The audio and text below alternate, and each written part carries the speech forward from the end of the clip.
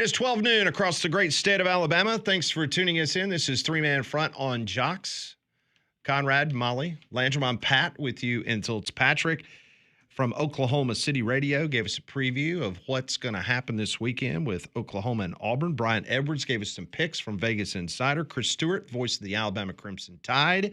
And you just heard Scott Hamilton from the Charleston Post-Courier talking about Dabo Swinney and Shane Beamer. And we finished the hour with the breaking news from ESPN that it appears that Lenora Sellers has been at practice. So that right now, Landrum, that bodes well from a positivity standpoint of perhaps him being able to play against Mizzou. That point spread was 13.5 to 14 points earlier this morning. And since that news came out that Lenora Sellers potentially could be available, the line is down to 10. Mizzou's the favorite there in Columbia, Missouri.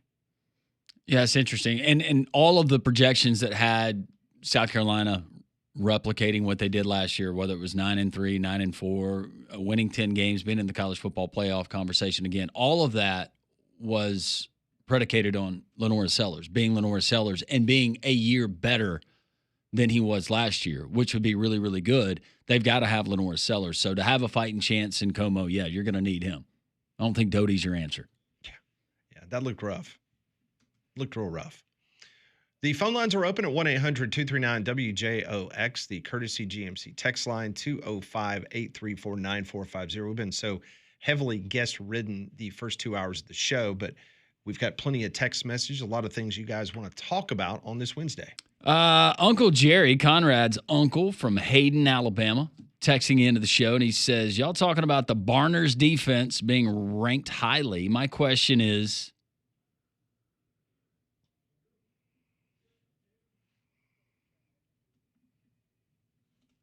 I have no idea. Sorry. Conrad, can you make this out from your uncle? Is he speaking Haydenese again? He is. If Conrad can figure out that middle section, then it's LOL, RTR for life, and Boomer Sooner. It looks like 66 to the 7th power times 7. I don't remember math good enough to know what that means. So, yeah, I don't know. Sorry, Jerry. I'm out. Too many numbers. Jason asking, was Tommy Tuberville the DC for Erickson at Miami versus Bama in the national championship game?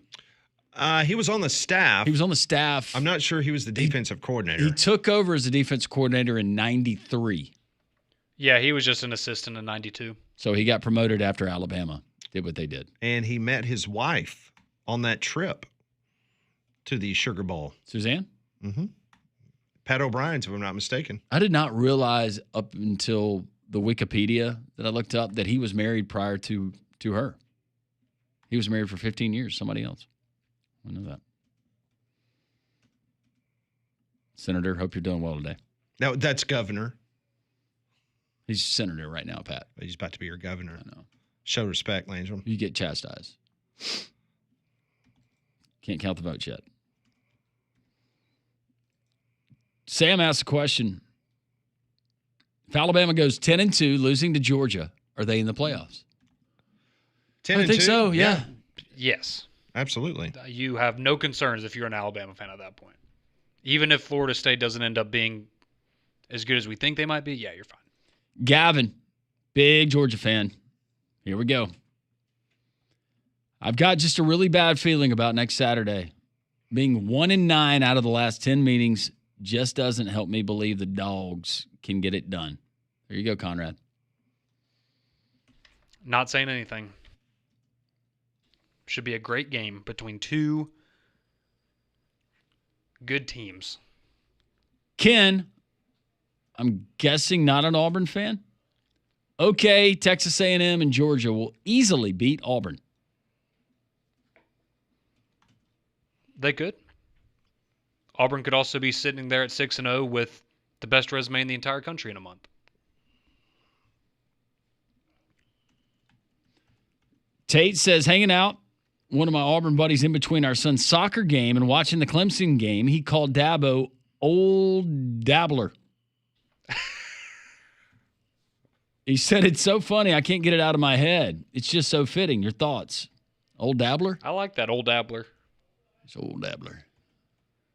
I like that. He can coach a mess of a football game. Old dabbler. That's good. It's better than I like think old Dabbler's pretty dribbler. good, I'd rather too. be dabbler. Josh adds Fletch was one of the best one-liner movies ever. Agree.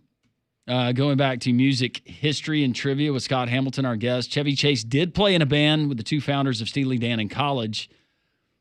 That group's name was the Leather Canary. They changed to Steely Dan sometime after Chevy Chase left, pursued other things. That was a great fun fact. I did not know that. And I like some of Steely Dan's music. They're good.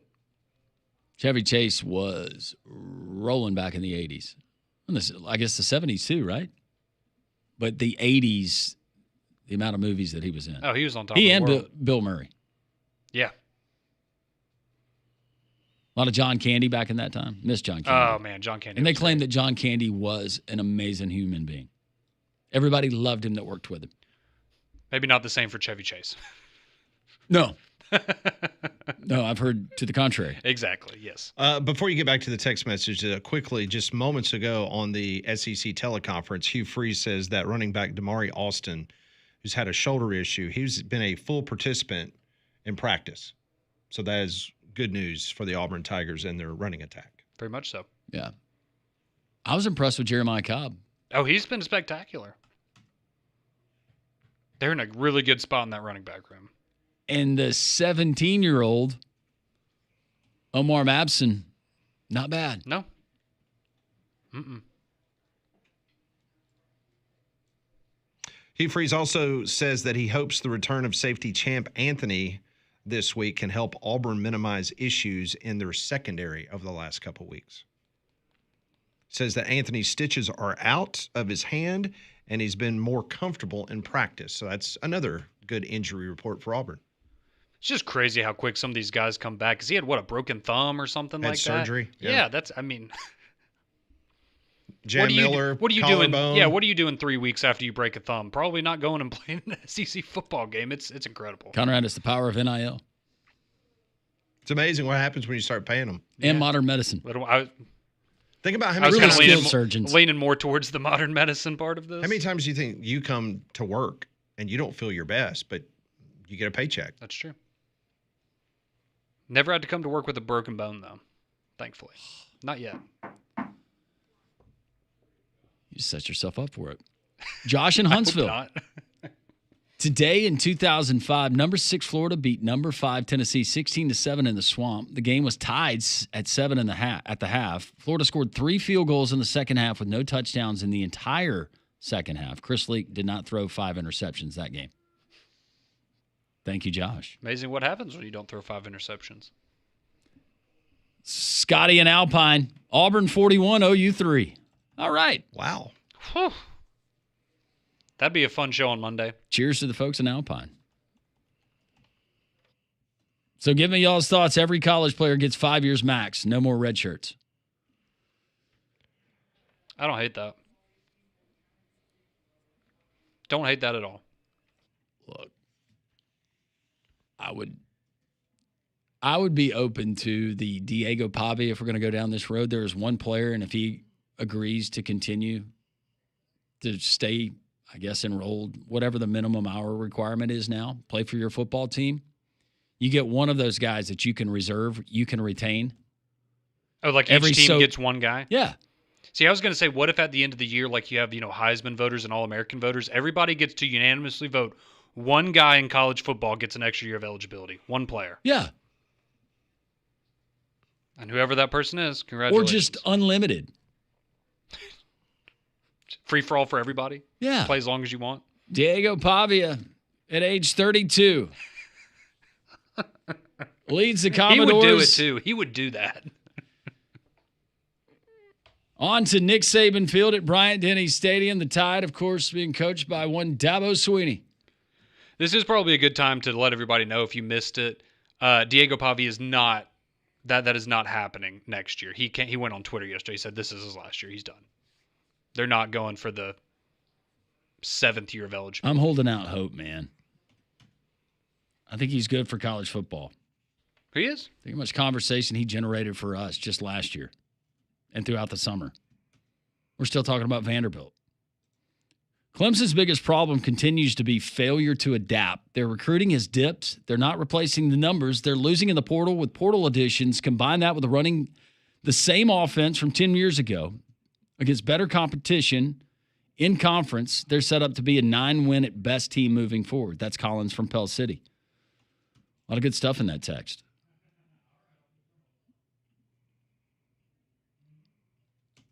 Question on the music. Another one coming in. This is Darren from Tennessee. Why does everyone hate on Kentucky? We hate on Kentucky? Like the football program? Just don't think they're very good this year. Yeah, I not think, good. my opinion, they are the worst team in the SEC this season. Well, and we make fun of, I mean, I guess it's technically Kentucky, but it's more Mark Stoops because of how much money he gets paid and the results that he puts out every year for that program. That's kind of where a lot of that comes from. And I don't He hate is on one it. of the most overpaid men. No, hey, I don't hate on it either because he has done a lot for that football program. Absolutely. But we And live in he's a what have you getting- done for me lately? Yeah, he's getting paid for the 2 seasons that he reached 10 wins. Mm-hmm. And for the most part, consistently at least getting his team to a bowl game. I don't have anything against him personally. It's No. just the fact that he gets paid very handsomely to not have a lot of success outside of a couple seasons. Obviously, Kentucky, they value his services. Otherwise, they wouldn't keep giving him crazy good contracts where you get even more bonuses for winning 8 games. America. This is America. Brandon says, here's a conversation. The Group of 5 playoff participant should be crowned Group of 5 national champ every year. It would make the season interesting for those guys. You're saying like have a playoff, or the team that gets in the college football playoff, they're just crowned the national champion of the Group of 5. I think that's what he's saying, the latter of what you just said. But I'm all for let's do a 2014 bracket. That'd be fun. So here'd be my question. All right, if we did that, let's say they did a Group of 5 playoff, would you still want it to be where, I guess, the top dog got in the actual college football playoff, or we just completely get rid of the Group of 5 participating? Well, at that point, In the you're college gonna football have playoff. so many games under your belt, and I don't know how they're gonna format that to coincide with the schedule of the other college football playoff for the Power Four. Well, I just mean like you get to skip the Right. Group of 5 playoff and you get into the Power 4 playoff because you were the Oh, best I team see in the what you're regular saying. season, right? Yeah. But then what would be the point of having a Group of 5 playoff without the best team, right?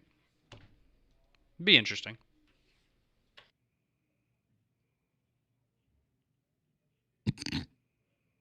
I'll let Conrad read that one. 205-834-9450 on the Jocks text line, and your phone calls are welcome as well. You know, don't wait for a small problem around your house on your roof to become a huge disaster. Abide Roofing is ready to step up and help you today. Call Abide Roofing at 205-941-6223. They'll come out to your house. They'll give you a free roof inspection. There is no strings attached, no sales pitch, no pressure. They just want to give you an assessment on if there's a problem, whether it's a couple loose shingles that they can help get those replaced for you, or a whole new roof replacement. They can do that too. And if a storm that we had a very soggy month a couple months ago, and of course more rain's expected next week, and that becomes a problem around your house and some trees fall down, they can take care of that as well on your property. They'll work directly with your homeowner's insurance as well. I'm a walking example of that. I had some issues with my insurance company, but Travis Lloyd and the local roofing team there at Abide Roofing, they met with my insurance company and the adjusters on the roof for multiple hours to make sure that I was taken care of. That's the commitment that they have. They're licensed, bonded, insured. True Pro care about your home as much as you do. Don't wait. Give them a call today. Abide Roof 6223, or go to their website, abideroof.com. We'll continue with your tell as the Wednesday edition of Three Man Front rolls on right here on Jocks.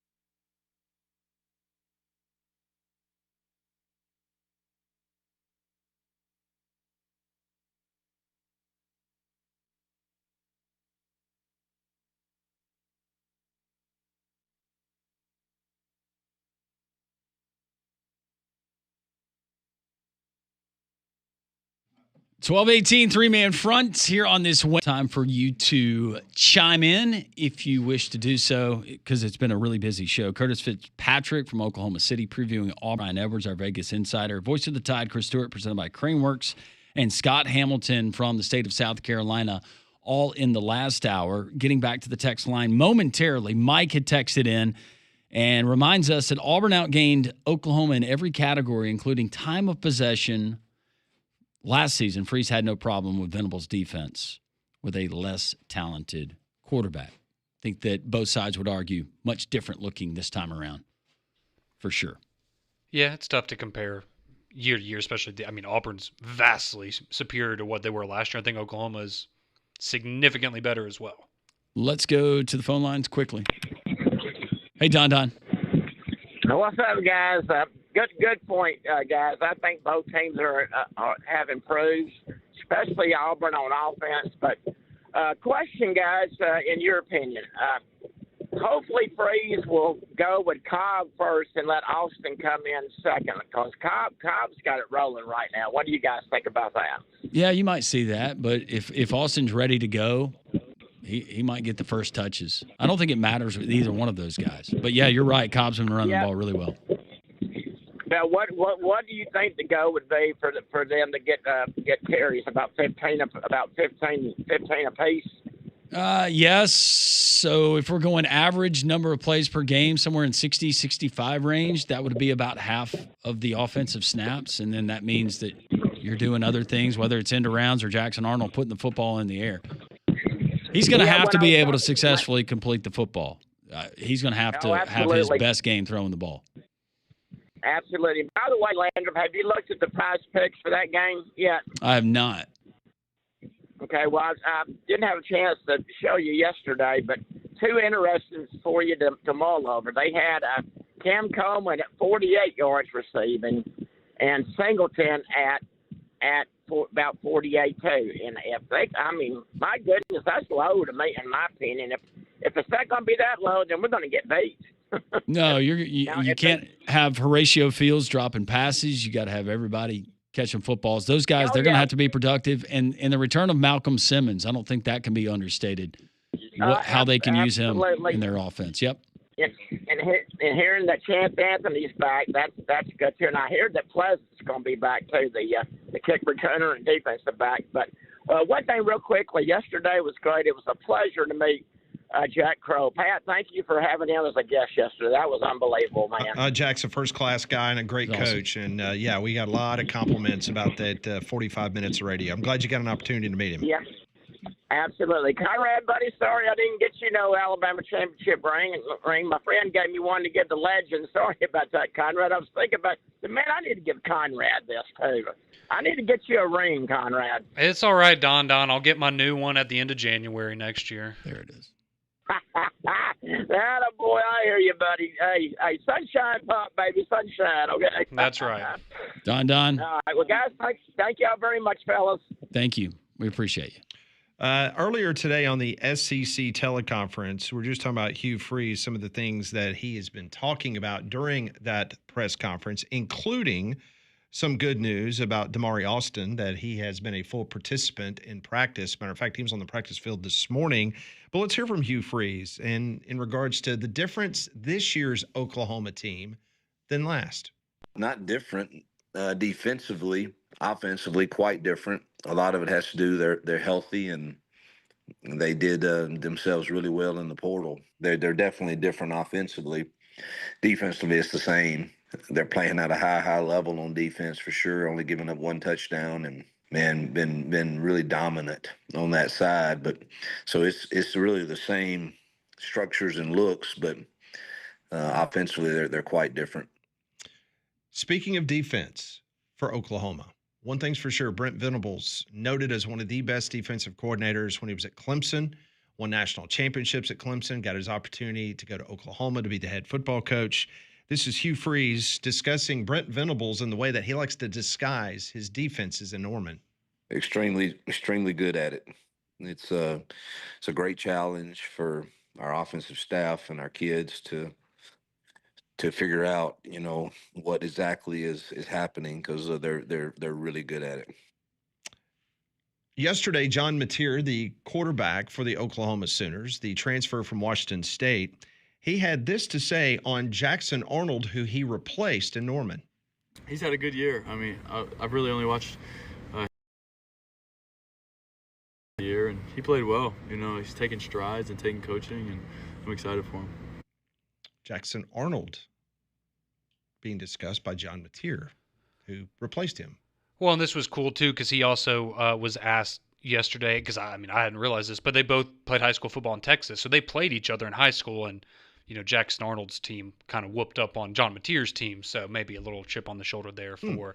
But interesting because a couple of Mateer's teammates at Oklahoma now were Jackson Arnold's teammates in high school. Yeah. So interesting connection there. Very much so. Also this morning on the SEC teleconference, Kalen DeBoer, his football team still not on the practice field. They'll be back at it tomorrow. He has been all over the place. He was at the quarterback club, in which got to hear a little bit of Kalen DeBoer. But this morning is really his first time to speak to the media during SEC Media Days. I hope Molly's okay after all that. That was kind of dramatic, but you good? We have a lot of coriander here in the studio. You good? She's sensitive to it. Yeah. Yeah. Just blow your nose if you have to. You okay? Okay. As I was saying, Kalen DeBoer on the SEC teleconference this morning had this to say about the development, the maturation of his quarterback, Ty Simpson, since that loss in Tallahassee. I think he's really slowed the game down. He's staying more disciplined with where his reads are taking him and not being in a hurry, keeping his eyes downfield and trusting the offensive line. Even when he's got to hang in there, I thought the third down on the second drive, him just ripping that corner to Ryan was a big time throw. And, that you love to see that.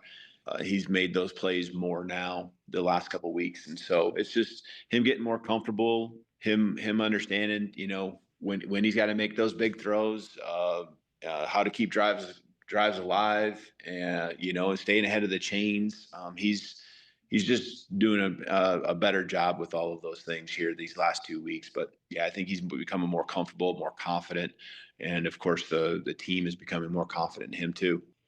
When you go 41 of 46 for 608 yards, 7 passing touchdowns, and 0 interceptions, I would say your confidence level has probably gone up a little bit. Yeah, and that's why I'm looking ahead to this matchup next week with both teams having time to kind of examine one another, put everything under the microscope, that what Kirby is going to do. They're good against the run. Alabama has really failed to, not that they haven't had to in the last 2 games, but really flex the muscle on the running game. He is going to count on confusing Ty Simpson.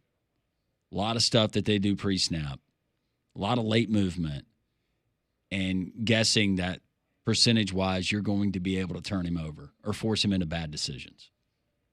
That's the way it plays out to me. Yeah, and you're going to also see a situation, because Georgia is very good at doing this.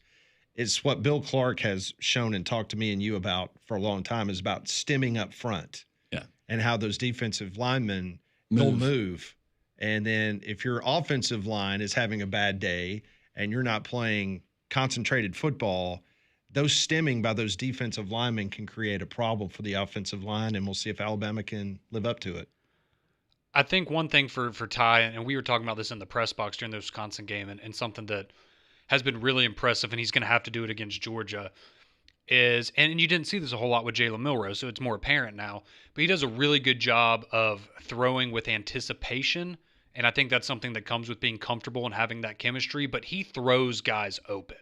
Like, if you watched him in the Wisconsin game, there are multiple times where, he makes throws that you just look at and you go, wow, how did he even see that or know that that was going to be there? And I think that's, again, it just shows that he's gotten more confident, he's gotten more comfortable, and has belief in himself to make the right decisions. So that's going to have to continue against Georgia, but that's certainly been something the last 2 weeks that has really stood out about Ty. And honestly, you just didn't really have that with Milroe. So it's a little different element to the passing game. And when you're talking about throwing guys open, because I get a sideline view of it each and every week, you're at field level from certain angles from a quarterback's perspective. Like, the other night, I'm watching quarterback, and he's throwing to far side of the field. To look at it from field level, he is throwing at absolutely nothing before the break. Yep. And the timing of it all. And for it to all happen, it would blow you away. Oh, yeah. It's remarkable. So the fact that he's able to do that, if he can continue to do that, especially against a Georgia defense. I had an offensive coordinator tell me before they played Georgia, he said, here's the key to play. If you don't let them get their feet set, you've got a chance. But that goes back to all of that late. We'll continue with your texts, your phone calls. We're wide open the rest of the way. 1-800-239-WJOX.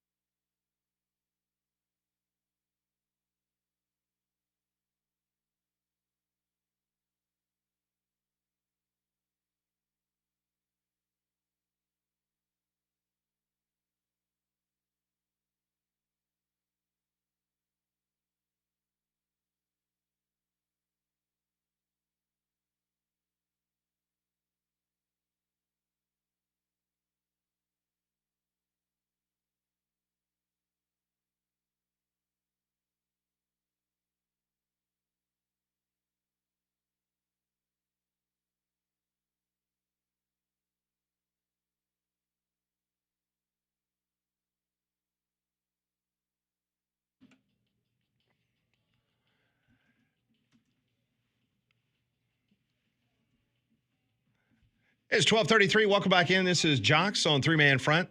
Landrum, Molly, Conrad. I'm Pat with you until 2 o'clock. 239 WJOX. The courtesy GMC text line 205-834-9450. So we've got an interesting game coming up tomorrow night in the NFL. Why are you shaking your head? Are you already getting worried about Tua tomorrow night getting injured again? He is. The Dolphins are terrible against the Bills. It's going to be a bloodbath. Why don't you just stop it? Terrible. Fair. It's going to be bad. I haven't even looked at the point spread. What's the point spread tomorrow night? Probably like 22.5. No, it's going to be bad. 22.5? I'm really? kidding. It's probably like a touchdown, but Is the game in Buffalo? That's 11.5. which in So the is half NFL, of- half which in of the NFL is like 22? a 40-point spread. Yeah, in that's college big. football. That's really big. It is in Buffalo. Yeah. So tomorrow night in Buffalo, New York, it will be the Bills taking on the Fins. But this weekend in Gotham City, the New York Football Giants will be taking on the 0-2 ESPN Radio in New York. This is the local ESPN. They had a thought or two in the Giants. Throw it out. Wouldn't allow the too much on the line. Tell me it can fire. Not going to lose that game. There's not. You've got the. They're engaged. I'm telling you. A win though. There's going to be at least. You think they're really going to need that? Giants not being good. Honestly, people. No, I don't. Is there any world, whatever we do, Chiefs are not. I love New York radio. Gosh, I love it. That's almost like a conversation we used to have back in the day when Nick Saban was the head coach of Alabama. How everybody would say, oh, the league office in Birmingham, they're not going to let Alabama lose. There's no way. There's only 2 college football playoff teams from the SEC. We can't let Alabama lose another game. No, Alabama gets all the calls. Meanwhile, they're like the most penalized team in college football. But okay. I like what his co-host said is they're not gonna win. There's no conspiracy. They're playing the Giants. They're playing the Giants, a I was team about to that's say- 0-2 to start the season, along with the Chiefs. The Giants lost to the Cowboys, and they lost 21-6 to the Commanders in Week 1. Now, I know we've had some fun in years past about the NFL being scripted. That's always been that conspiracy theory out there. But do you think that there's really actually a group of people out there that believe that no matter the situation, that the Chiefs will not lose that game? No, because the NFL. The secret would get out. There would be because this has been a narrative that's been going on for years. More people would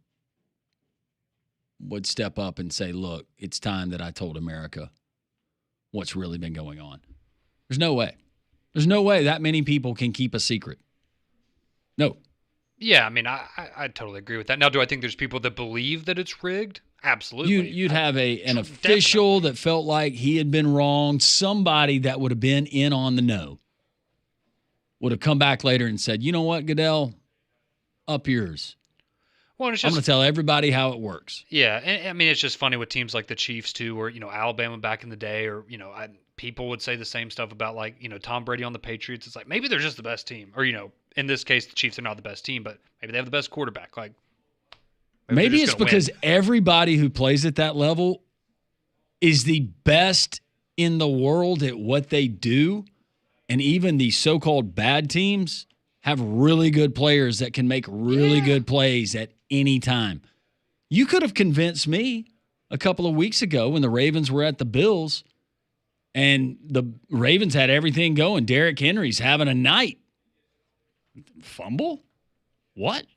Then all of a sudden the Bills run off how many straight and they win that game. Well, I'll give you an example over the weekend. I'm fortunate because I have the Sunday ticket, and I was watching the late game of the Panthers and the Cardinals.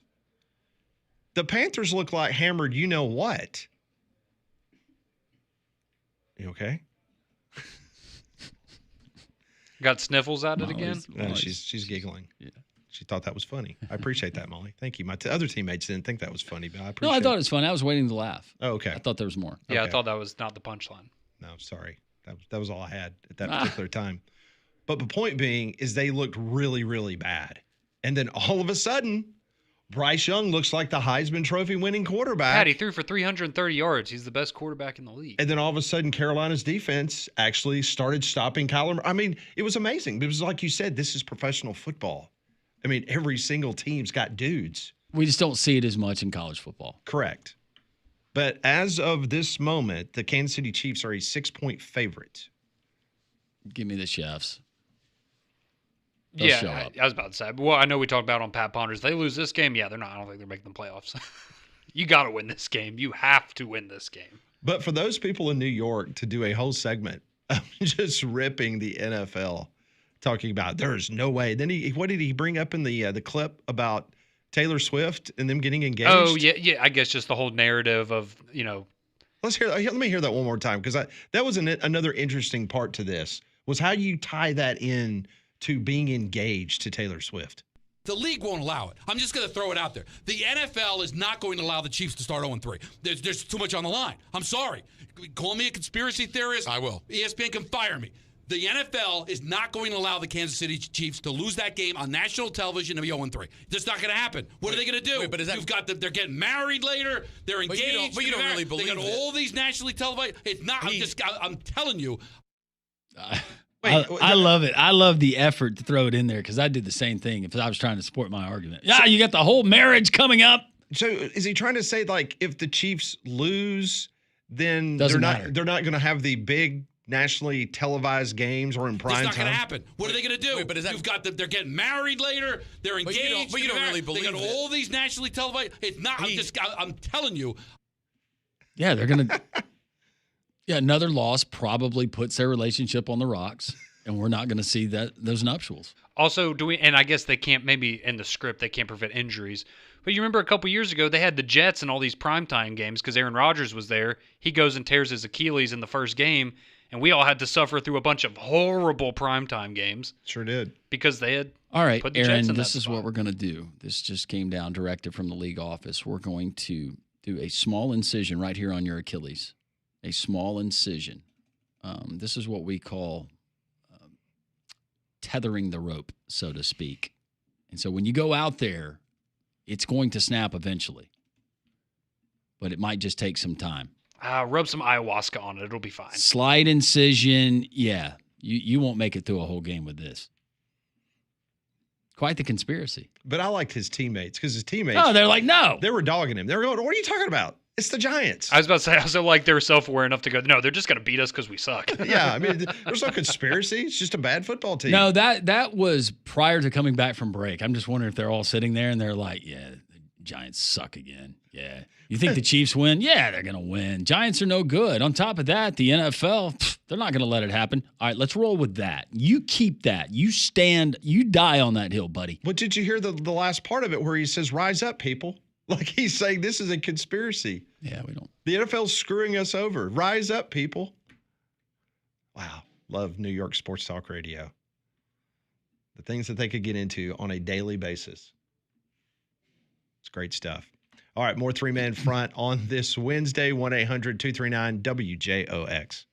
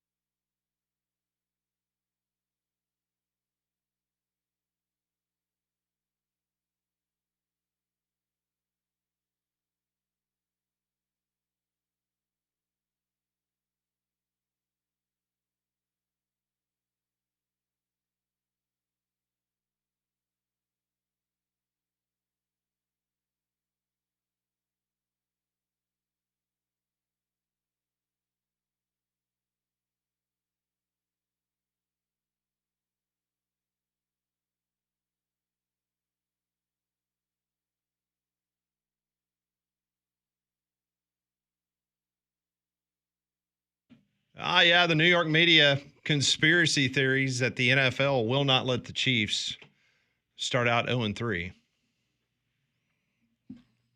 I have the same theory about the SEC and Ole Miss when it comes to the SEC championship game. Get out. Yeah. No, you don't. Yeah.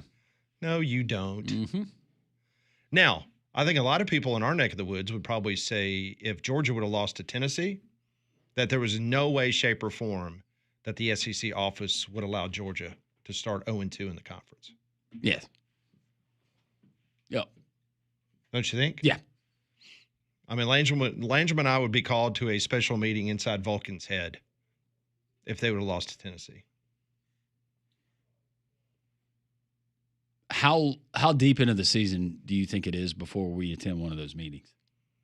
That depends how bad Alabama loses to Georgia.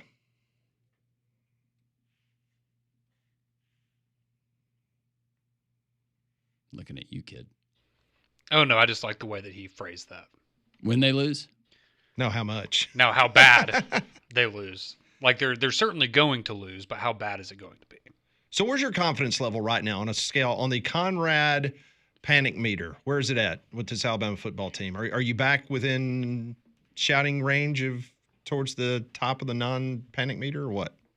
I mean, I wouldn't say I'm panicked about the team.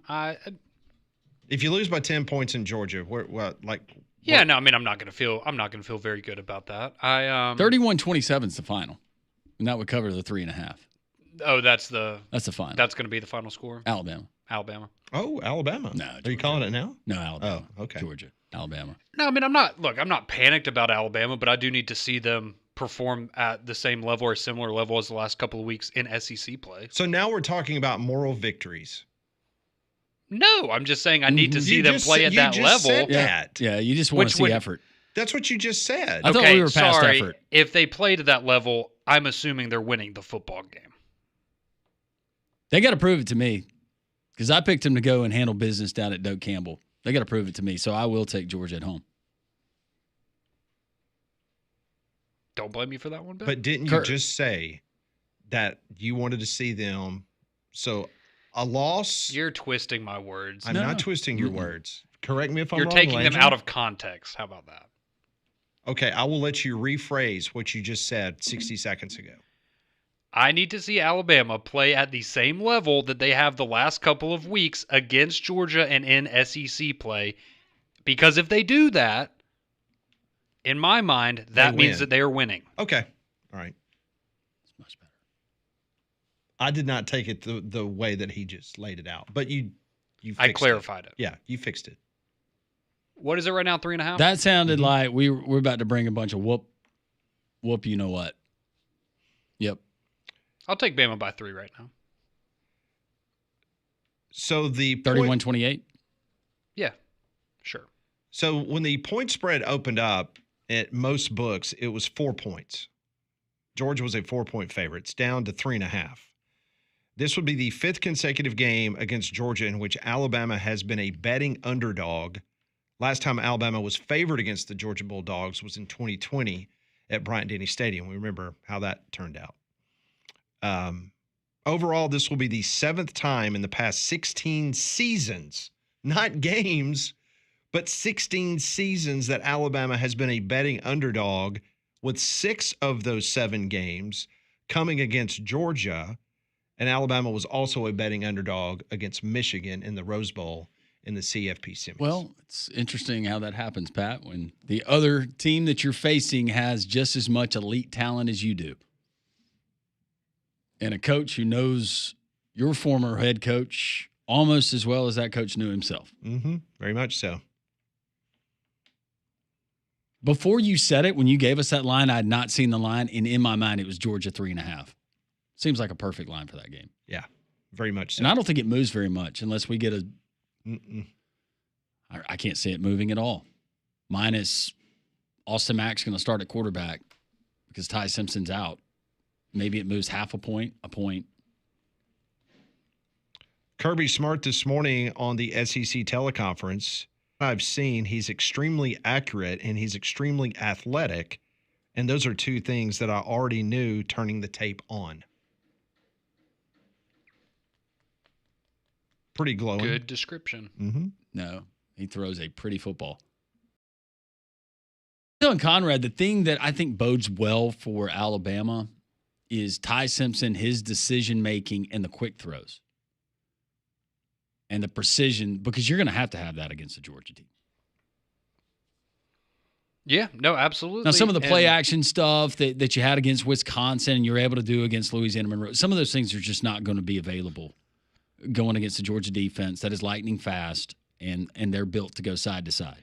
No, but I will say I do kind of agree with what Chris Stewart was kind of mentioning earlier when we had him on the show, and that was with the running game for Alabama. It needs to be better, but I think you can get by. I don't for 150 yards against Georgia to win that football game, right? But you need timely runs to. It needs to be enough of a threat to where you don't have to lean on it and win with the run game, but it needs to respect the run. Correct. They need have to bring an extra guy down into the ball. It's that effective where that takes whoever you're trying to get open. If Alabama wins next week, I think that there will be at least a couple of times in that game where Ty Simpson uses his legs and you look back and go, wow, that play right there, him being able to scramble outside the pocket, that's what kept Alabama, that drive alive that led to a touchdown, something like that. I think that will be a big factor in the run game for Alabama against Georgia. The